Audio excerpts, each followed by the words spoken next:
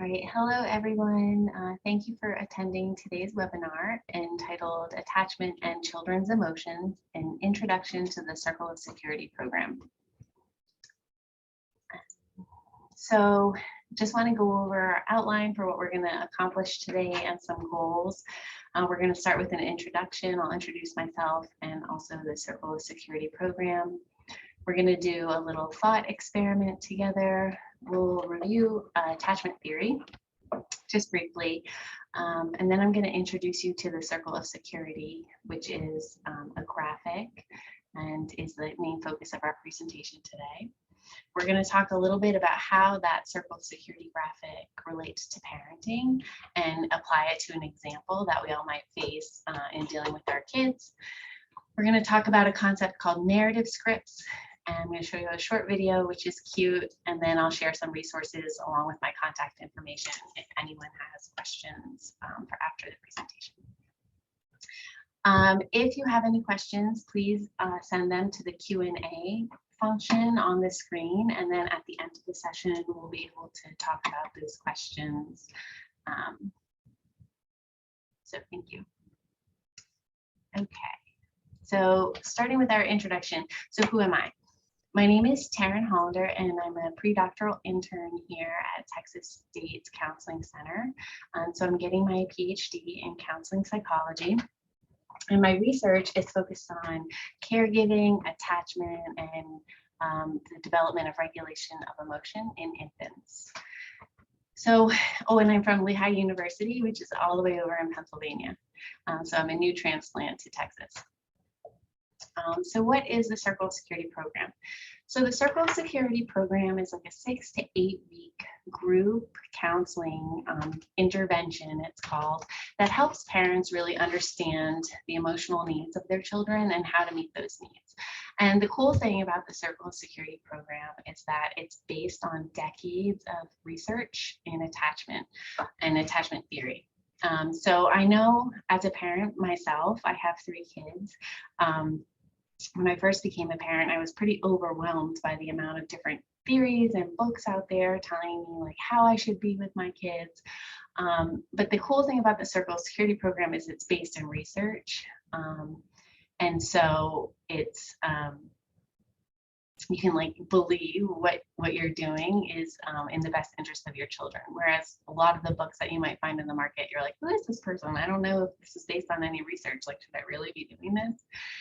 And a little caveat before we jump into talking about attachment and also the Circle of Security program.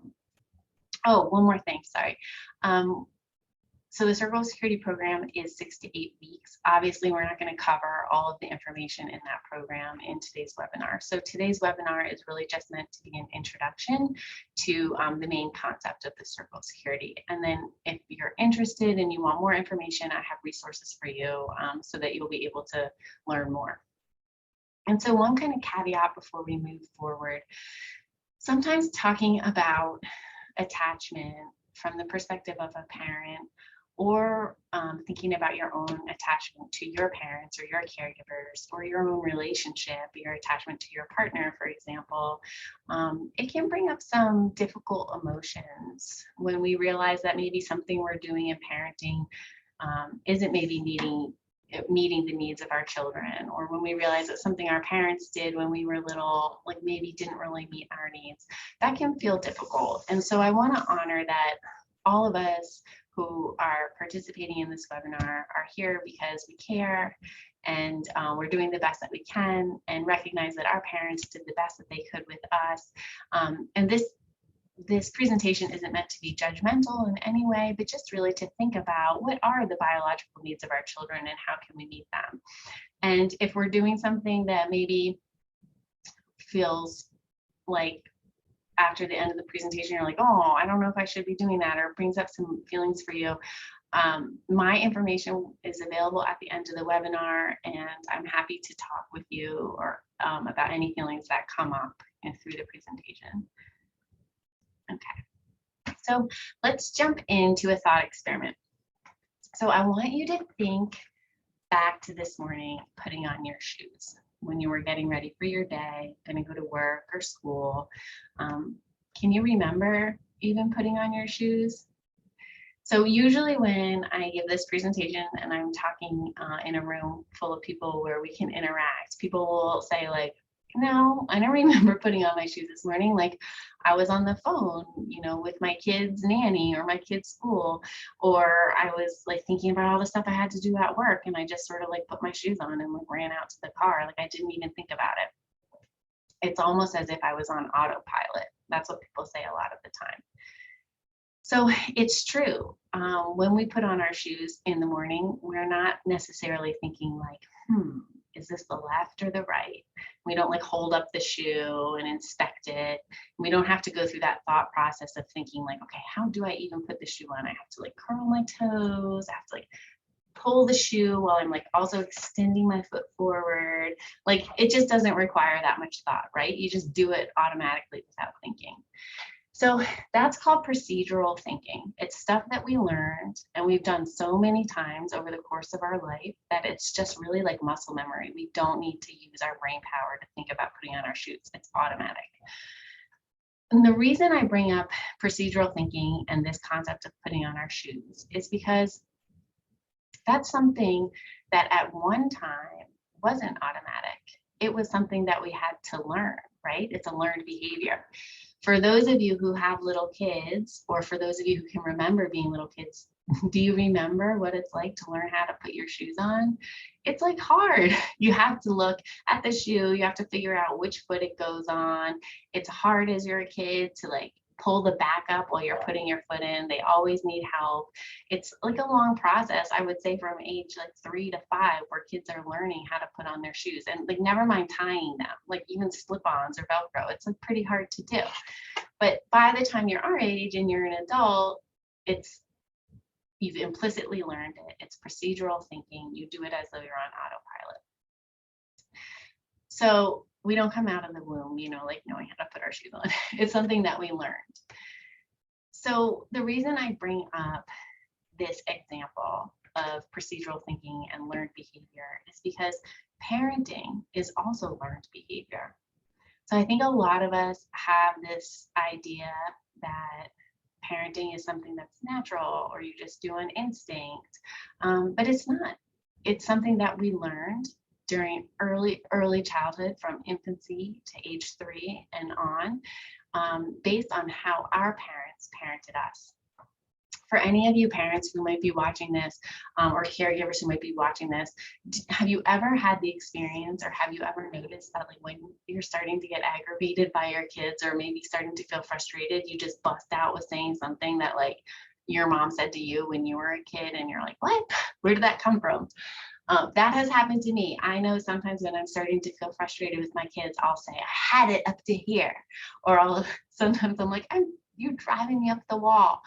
And then when I stop and think about it, I'm like, driving me up the wall, like, what does that even mean? And where did that even come from?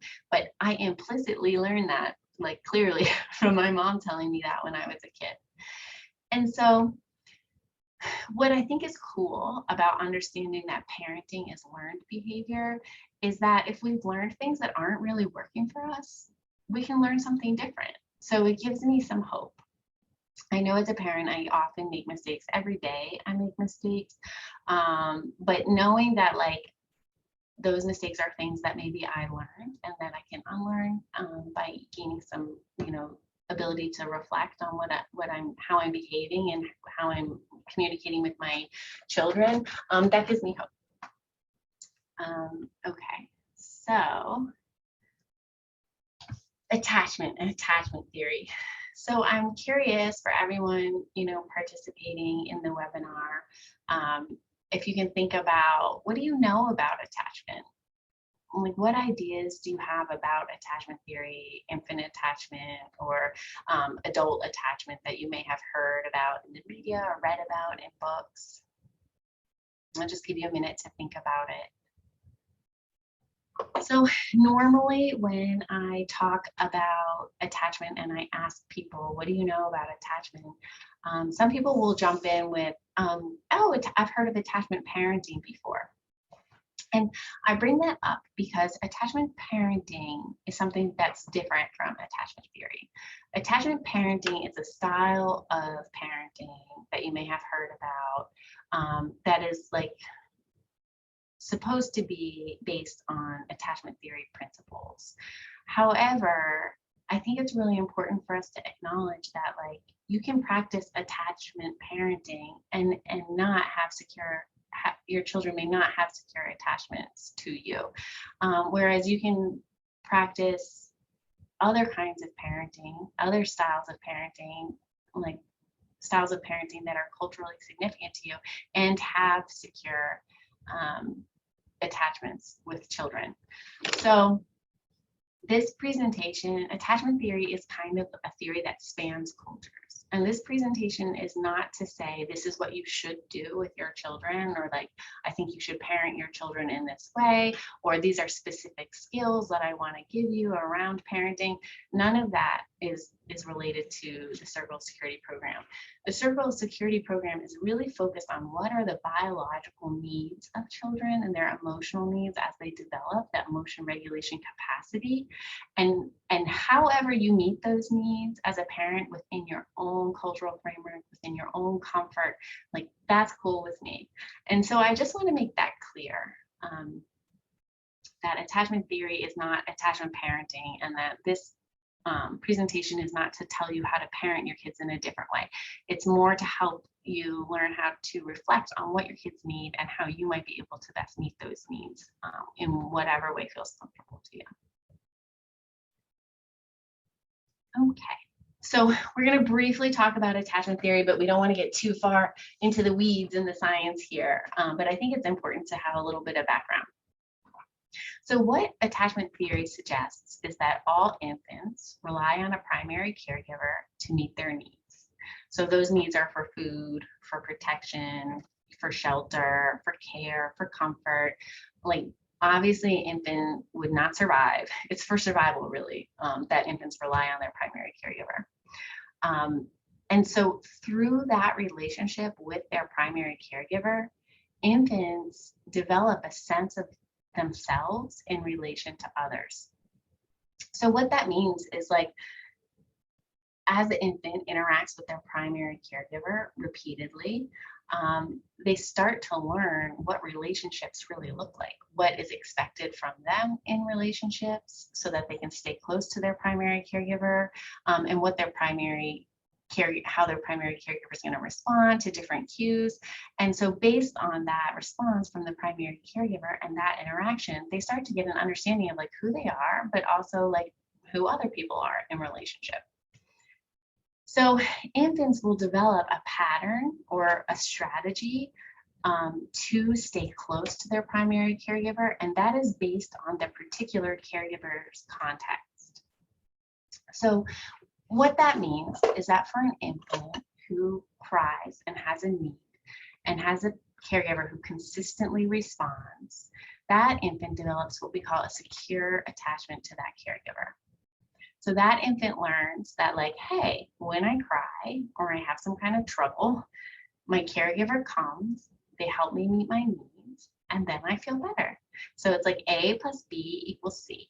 And as that pattern is repeated over time, the infant starts to learn like, hey, I'm important. I have power in a relationship. Big people can help me when I need help. And they develop what we call a secure attachment.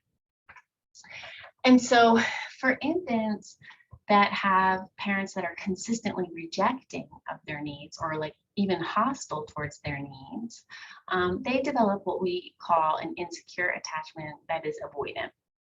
So what that looks like is like when an infant cries and the caregiver doesn't help them regulate or doesn't pick them up, or is rejecting of them or like stop crying, over time what the infant learns is like, shoot, if I have a need and I cry, I can't get close to my caregiver, and I need to be close to my caregiver so I can survive, right? So over time, they learn how to suppress their emotions and suppress their needs. And so they look really independent, those infants. They don't cry that much, but it's not because they're not under stress or that they don't need help. It's because they know that when they signal, they're not going to get help. So that's what we refer to as avoidant. Ambivalent infants, or sometimes called resistant infants, develop a different strategy for staying close to their caregivers. And when parents are inconsistent, the theory suggests in response, so sometimes they're responsive, sometimes they're not, that creates confusion for the infant, where they're like, if I want to stay close to my caregiver, I really need to ramp up my emotional responses so to keep them engaged with me. So those infants will be like highly emotional, they will cry a lot, they have a hard time settling, and then sometimes they display kind of angry behavior to the parent too, because they're kind of like, I need you, but I'm mad at you because sometimes, you know, you don't meet my needs. So there is a third type of insecure infant, and that's called disorganized. And disorganized is really when there's a lack of a pattern or a strategy for the infant to relate to the parents. And so we typically see that when infants are maltreated. So disorganized infants both need to rely on their caregiver for survival, and also might be afraid of their caregiver. And so that can be pretty confusing when like love gets confused with fear. So how do we even tell what an infant's attachment style pattern is? What we do is we put them in this lab task called the strange situation, and it really is a strange situation, and it's meant to stress babies out. And so it's about like 30 minutes, and there's a whole series of separations from the mom, and reunions with the mom, and also interactions with the stranger, and then the stranger and the mom leaving the baby alone. And the whole point is to like slowly ramp up the anxiety in the infant until the infant is really, their attachment needs are activated. They're like, I need my big person. And then when the infant is distressed, we send the mom or the caregiver back in and see how the infant responds.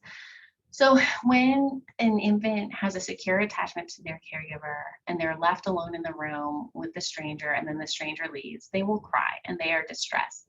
And in the lab, we hook them up to heart rate monitors, electrodes. We also measure like skin conductance levels. So like how like sweaty their hands are, like if they're getting nervous, and then also take cortisol measures as well, to see like what kind of stress response they're having. And so the secure infants are having a stress response and they're crying, they're alone in this room, they're in the lab, it's been kind of a freaky, strange situation. And we send the adult back in, their caregiver. And secure infants will look to the caregiver, make eye contact, reach for the caregiver, like, my big person's here. They'll cry. We ask the parent to pick up the infant, and the secure infants will just sort of like, melt in the arms of their caregiver, like, phew, my person is here, I'm okay. They soothe pretty quickly, and then they start engaging with like the toys and stuff that are in the lab room, and they're like, oh, hey mom, like look at this, and so they're able to use the mom as like a secure base, like to soothe them, and then they're back out to wanting to play and interact with the parent in that way. So avoidant infants, all their physiological data will tell us that they're also extremely stressed out when they're in the lab, and they may cry, and they're having like a big stress response. But when the parent comes back in for the reunion, the avoidant infants will oftentimes like look away and just play with toys quietly. And they look calm and cool like a cucumber. And you think, wow, that kid is so independent. But really the physiological data is telling us that that baby is super stressed out, but they've learned to suck it in and be cool so that they can be near their caregiver. Because if they're crying and screaming, their caregiver will be rejecting of that. So ambivalent infants will have a hard time settling. When the parent picks them up, they'll keep crying, they might hit the parent. They just have a hard time using the parent to soothe. They just keep on having that like stress response for a long time. And then disorganized infants do engage in a lot of different behaviors that look a little bit different from the other three patterns. They might run away when the caregiver comes in. They might run to the researcher if the research is in the lab. They may also approach their caregiver backwards, or they might see their caregiver and freeze, like they're having a fight or flight or freeze response, and just like kind of fall over. So they engage in like kind of like inconsistent behavior when they're stressed out and in the presence of their caregiver. So these infant patterns, secure, and then the two types of insecure and then disorganized, do correlate with adult romantic attachment styles as well. And so that's not the focus of our topic today, but I think it's just important to note that like avoidant infants can grow up to be the kind of adults who have a hard time having intimate and close relationships with others. They're kind of like, I don't need other people. I can just rely on myself. Like, I don't want you to need me and I don't need you, and have a hard time getting close. Ambivalent infants can grow up to be adults that we call preoccupied. So they're really, when they're away from their romantic partner, they may feel like anxious. Like, are they coming back? Are they going to reject me? Are they gonna love me? Am I annoying? Like, a lot of preoccupation around their partner's thoughts about how they are in the relationship, and this kind of discomfort when they're away from that person. So you could think of like avoidance being over reliant on themselves, whereas preoccupied adults are maybe over reliant on their partners for emotion regulation. And then disorganized as an adult is what we call fearful avoidant. And so that's people who desperately like want to be close and have good relationships, and then are also scared of what that means, because relationships can be also painful. Okay, so that is like attachment theory in a very brief nutshell. So why do we even care about security or insecurity? So infant attachment security is considered to be a protective factor against internalizing, externalizing, and behavior problems. Infants that are secure have a good understanding of logic and cause and effect, because it's like A plus B equals C. If I cry, someone helps me, I feel better. There are social, cognitive, and emotional benefits for kids who have secure attachments. They are more trusting, more ready. They have increased school readiness, and then there are also physical health benefits as well, because they are good at dealing with stress. And so for insecure infants, you know, insecurity is considered a risk factor for internalizing and externalizing problems, so like anxiety and later depression and behavior problems in school. For insecure infants, you know, the world is a scary place. It's not really logical. Sometimes you have a need and it doesn't get met. Sometimes you have a need and it does get met. It doesn't really make sense. And so that can make them, you know, feel unsure or scared. Their social, cognitive, and emotional deficits associated with insecurity. Insecure infants have difficulty trusting others as they grow, or on the flip side, they can be too trusting of others. It does impact school readiness, and then there are long-term physical health ramifications as well, because insecure infants are don't recover from stress as easily as secure infants. And so over the lifetime, if you're like more stressed out more of the time, there's going to be, you know, like inflammatory responses. Okay, so now we're done talking about attachment. We're going to jump into the circle of security. So this is it. This is the graphic. The circle of security is this one page, pretty simple graphic that explains to us and kind of like depicts the attachment needs in a nutshell. And so we're going to walk through what this circle means. And I'm mostly going to talk about it in terms of parents and children and children's emotional needs, and that's how the picture is drawn. But for those of you who are watching this who don't have kids, you can think about it in terms of you and your partner. You know, the pictures would look a little different, but attachment needs are something that we have as John Bowlby said, who's like the father of attachment theory, we have attachment needs from the cradle to the grave. And so although this picture is focusing on children's needs, it is applicable to adult attachment. And for anyone watching this who may be a clinician, like a therapist or something, you can think about yourself and in your relationship with your clients in this way as well. Okay, so I hope y'all can see my cursor on the screen. I'm just gonna hope that that's the case. So let's start over here on the left side of the circle with these hands here. So if you're a parent, this is you. You are the hands that hold. And this represents you. And then we're going to talk about the top of the circle and then move to the bottom of the circle. Okay, that's how we're going to work through this. So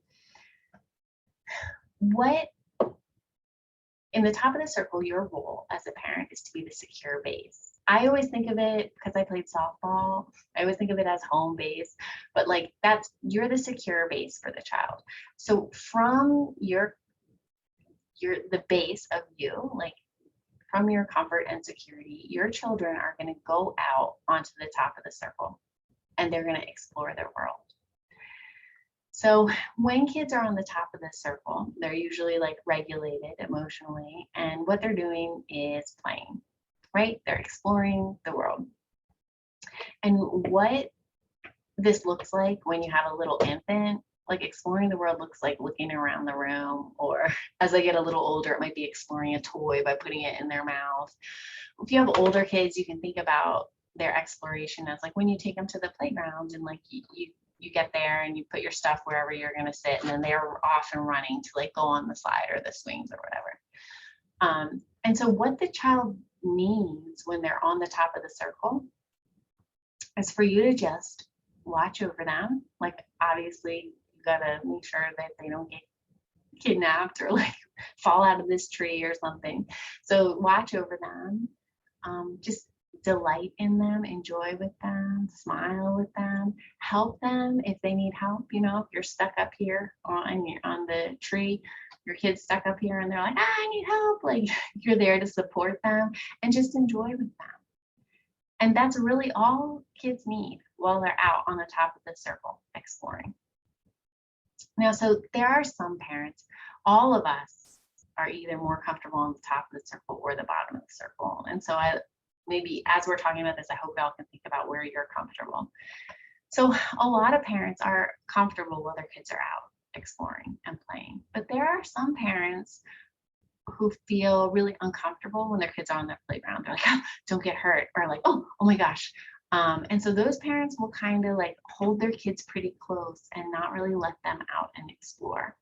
And when parents are uncomfortable on the top of the circle and they're keeping their kids close and not letting them out to explore their world, that can be like that's theorized to be a pathway toward the insecure ambivalent, where the kids are learning that the world's not a safe place and it's scary and that they need to be close to their secure base in order to survive.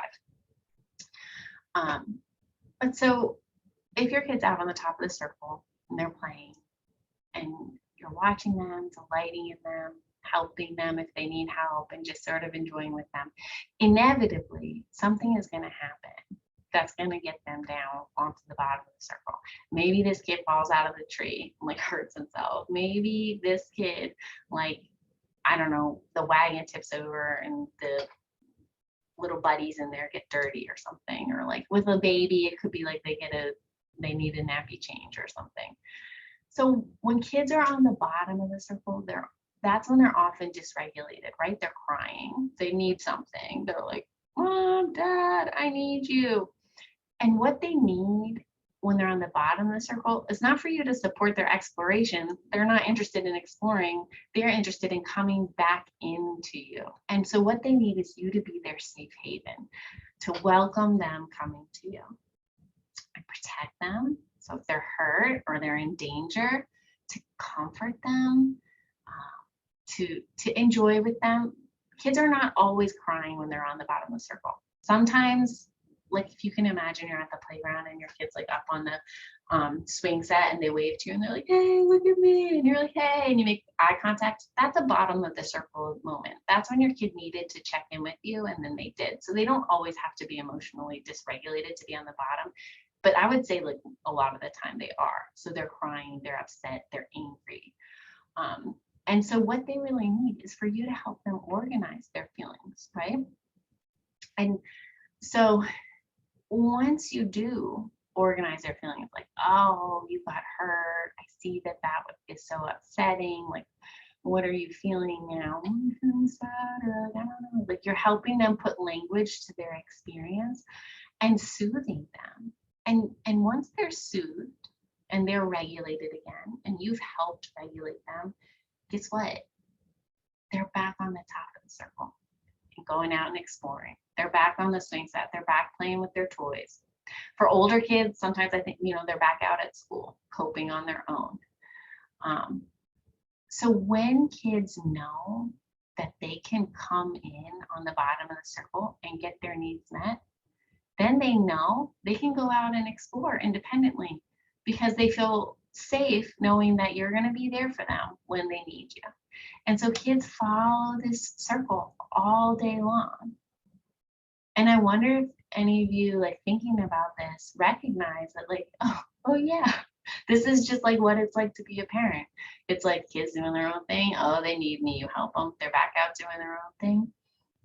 And when we recognize the circle, I sometimes think it feels easier to parent because, for me, for example, I'm not as comfortable on the bottom of the circle. So when my kids are crying, especially if they're angry, I'm like, I want to say, like, you're okay, just like go back out and play, and like want to push them out to the top of the circle. But I know because of the circle of security that if I just push them back to the top of the circle and sort of ignore their feelings down here, they're not learning how to cope with those feelings, and they're learning that they can't come to me when they need me. So reminding myself that if I engage with them, connect with them, protect them, comfort them, help them organize their feelings, they're going to regulate and be back out on top. And that gives me comfort, knowing that this is going to continue. So there's only one other part to the circle of security that we want to talk about, which is this little part down here where you see the hands, which are your hands, the hands that hold. And it says, always be bigger, stronger, wiser, and kind. So that's always as a parent. We always want to be in control and have the answers and keep our kids safe, right? That's the bigger and stronger part. And we are also wiser. So sometimes I was just thinking about this recently because I took my kids to get vaccinated, and like, of course they don't want to get a shot. And but I know I'm like, from my wise position as an adult, I know that if they get vaccinated, they'll be protected from getting, a virus.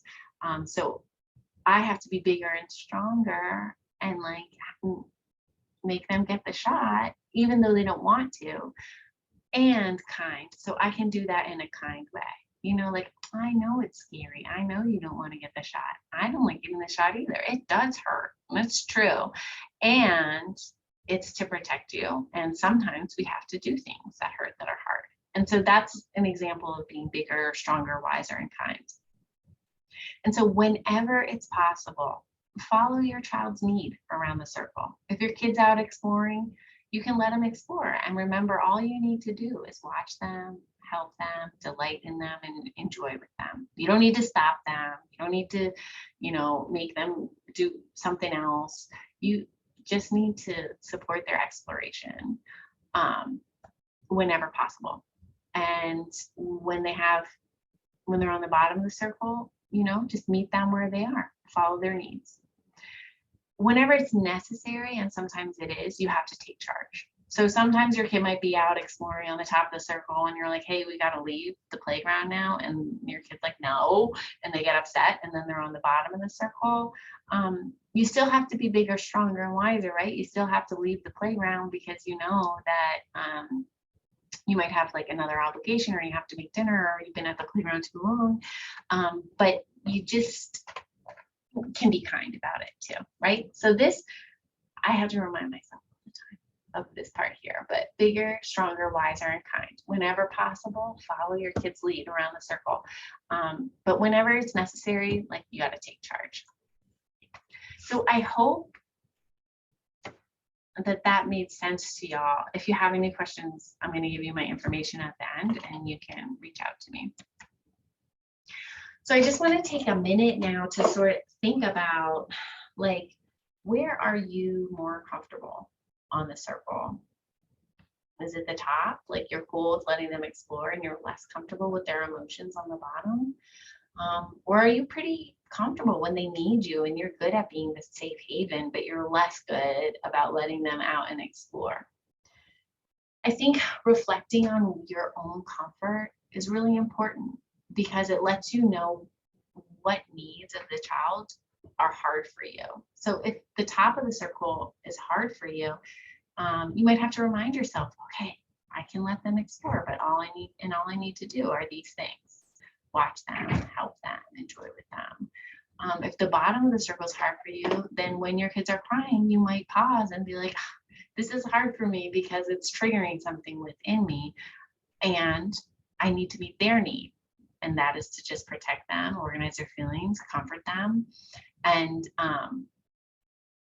so being aware of where your comfort is on the circle, I think, can help you focus on the child's need rather than what's happening for you in that moment. Okay, so I've talked about the circle of security before at like preschools, and one question that comes up a lot of the time is like what to do at school drop off when the kid is screaming like, I don't want to go. And like, I have been there, so I know I'm laughing about it, but it's pretty hard, I think, as a parent. Like, it can be embarrassing for some parents when their kids like wilding out. It can be like heart-wrenching for some parents who think their kids like really having a hard time and super sad and emotional. Some parents can feel angry when their kids doing that because they're like, why are you putting up a fuss? So like all these feelings can come up for parents at school drop off, and clearly kids are having a big feeling, right? They're crying and they don't want to get dropped off. So based on the circle of security at school drop off, when kids are crying and they don't want to leave, like, where are they on the circle? They're on the bottom, right? So they're emotionally dysregulated. They're scared maybe about going to school. They're scared about leaving their attachment figure, which makes sense, right? That's the person they depend on for life. So that's kind of scary to leave them. And they're feeling all kinds of like, I don't want to go to school. And so thinking about bigger, stronger, wiser, and kind, like, how can we meet our kids' needs with that example of school drop off? So their needs when they're on the bottom of the circle, right, are protect me, comfort me, delight in me, and organize my feelings. And remembering that we need to be bigger, stronger, wiser, and kind. And so what that might look like is saying, this is scary. You're feeling scared. You're feeling angry too, maybe, that I'm making you go to school, or you're feeling unsure. I do know my little person used to say when I would drop him at preschool, like, I'm feeling nervous. I'm very nervous. So, maybe you're feeling nervous, or you don't know like what friends are going to be there. It's a new environment. And like, that's okay to feel all those big feelings. And I know that you're going to be safe at school. And I know that going to school is something that you will enjoy, even though it feels scary right now. And I can tolerate these emotions, right? These are some big emotions and they feel scary, and it's okay to have them. And you're not telling them, stop having those feelings, don't cry, you're going to be fine. You're respecting the feeling and letting them know that it's okay and that they will be okay. And so going ahead and leaving them at school. When our kids are really anxious and upset and they're crying, it can be easy to want to be like, okay, this is too much for you. Let's go home. And what that does is really kind of reinforce that like these feelings are so scary, we can't cope with them. And what you're saying when you're being bigger, stronger, wiser, kind is that like these feelings are scary and you can cope with them. And I'm going to help you in a nice way. And I know that this is going to be okay for you to be at school. And so being firm about the boundaries, but doing it in a kind way. So I hope that usually people come up with, different scenarios and we talk through it, but based on how the webinar is structured, I'm just kind of giving you some examples of what other people had come up with in the past. So I hope that that made sense. So one other thing that I think is pretty cool related to attachment is this concept of narrative scripts. So just one more like thought experiment. I want y'all to think about what happens when you go to a restaurant. Like you park, you walk up to the front door, you open the door and you walk in, and then what happens? So usually, right, there's like a booth where you check in and someone's like, how many people are in your party? And then what happens? They take you to your table. And then what happens?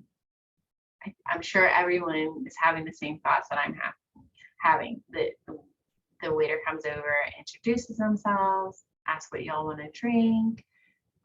I'll let you look at the menu, goes, gets the drinks, brings them back. Are you ready to order? Y'all take turns ordering.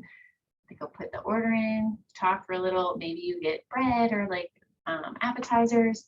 They come out, bring your food, you eat. What happens when the meal's done? They clean up, you get the check, you pay, you go home, right?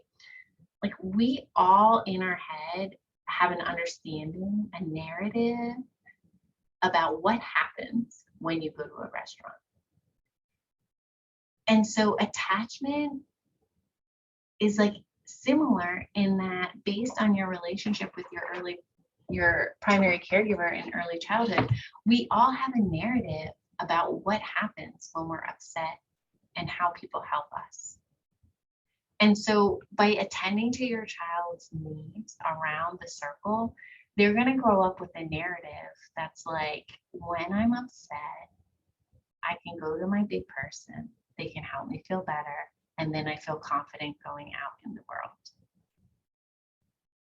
And so I just think it's a cool concept to think about the stories that we tell ourselves based on our interactions with our important people.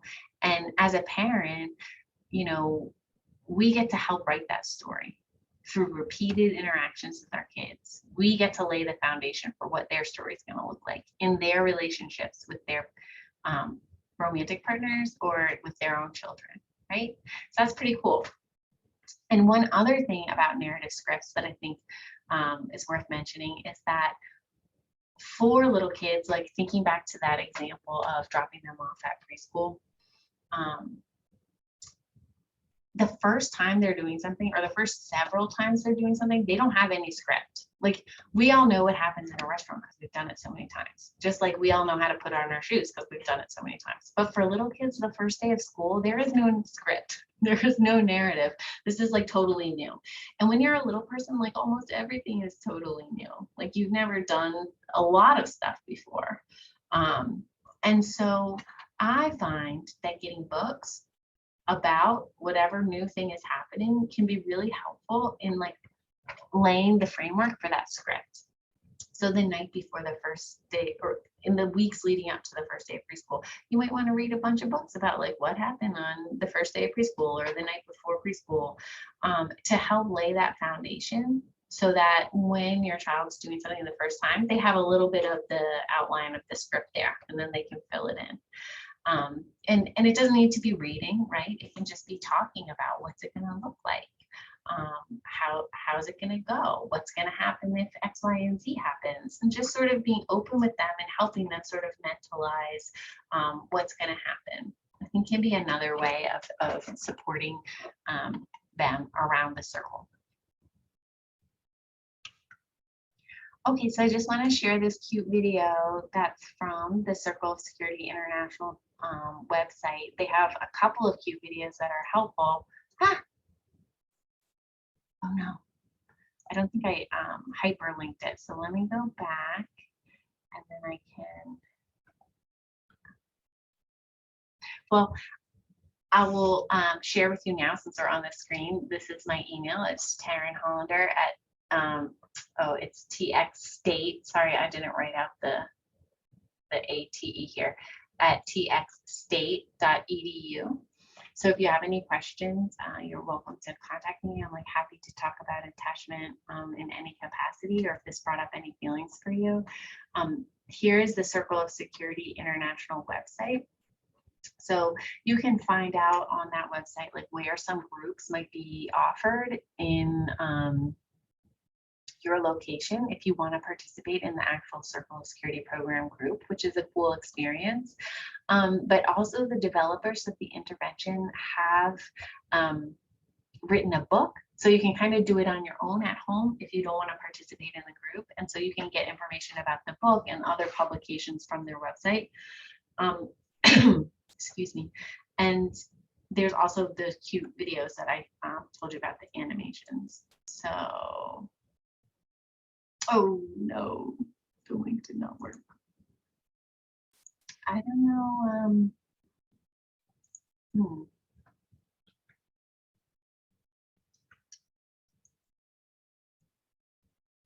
I'm sorry, I should have checked the link before this, but let me just see if I can Google it really quick.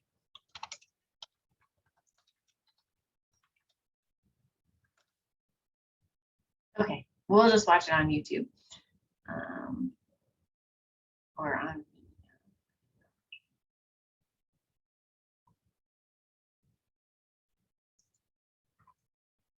Ultimate Black Friday is here. It's our best sale ever. Book your trip with just $5. Parents, we all wonder if we're getting it right. We want to know we're meeting our children's needs, helping them grow, and giving them all that we can. We try to combine our own experience of being parented with the advice of others and our own instincts and beliefs about what is best. And still, we so often worry that we're not succeeding. In a world that is always offering the next best parenting solution, the Circle of Security is based on decades of attachment research. Unlike many behavioral perspectives, it offers relationship tools to provide a new way of understanding your children's needs, creating lasting security for them and more satisfaction for you. The circle graphic has been created to help you know what to look for, so you can read your children's behavior to guide you in meeting their needs. It's really not complicated. People of all ages have attachment needs. These needs can be divided in 3 ways. Let's look at this child. First, he needs to know the freedom and confidence to go out and explore his world. Second, he needs to feel assured that whenever he's ready, he can come back for comfort and protection. Third, he needs his caregiver to be in charge in a kind way. 3 basic needs that can be thought of as going out on the circle, coming in on the circle, and hands on the circle. Let's have a look in more detail. Feeling safe and supported, our children want to discover their world. When going out, they need to know that their exploration is encouraged, that we're right there watching over them, delighting in them, offering help when needed, and ready to enjoy their new adventures with them. And when they're coming in, they need us to refill their emotional cup. This means organizing their emotions and letting them know we are delighted to welcome them back, protect, comfort, and understand them. The key for us as parents is to remain strong and kind while knowing when to encourage their going out into the world and how to be available to welcome them back to us. It's crucial that we learn to identify our children's needs like this, because misreading them, or worse, missing them altogether, can cause pain and frustration. We all know how uncomfortable it can be to be held too close when we want to be out exploring, or kept at a distance when we need emotional support, or simply to be without someone who is bigger, stronger, wiser and kind, who we can trust to understand what we need when we're feeling lost, confused or out of control. When a child misbehaves, the cause is often rooted in how safe and secure they're feeling. So it's not surprising that they behave well when a parent learns to tune into their child's needs on the circle in this way. And because our needs on the circle never disappear, learning to read cues can help you better understand and meet the needs of people of all ages, including your own. So that's all there is to it. Just know that at any given moment, your child is somewhere on the circle asking you to meet a need. Support my going out. Welcome my coming in. Be the hands that keep me safe by staying in charge and committed to helping me feel connected. And please remember this, there's no such thing as perfect parenting. At Circle of Security, we've come to realize that good enough is, well, good enough. All of us are going to miss needs on the circle time and again. Welcome to the club. But if we meet our children's needs enough of the time, the results will be happier, healthier, more secure children, and parents too.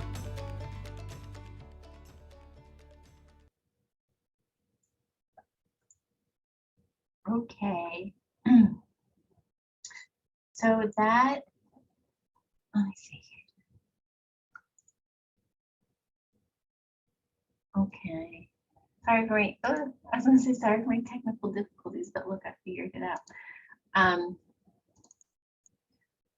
So there again, I'll just end with my information.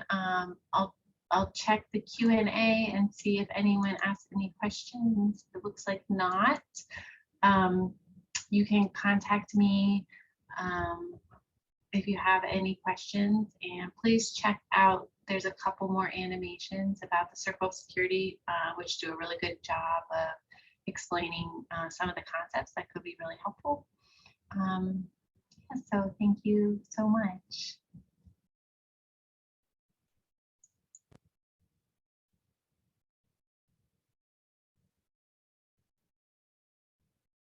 Thank you.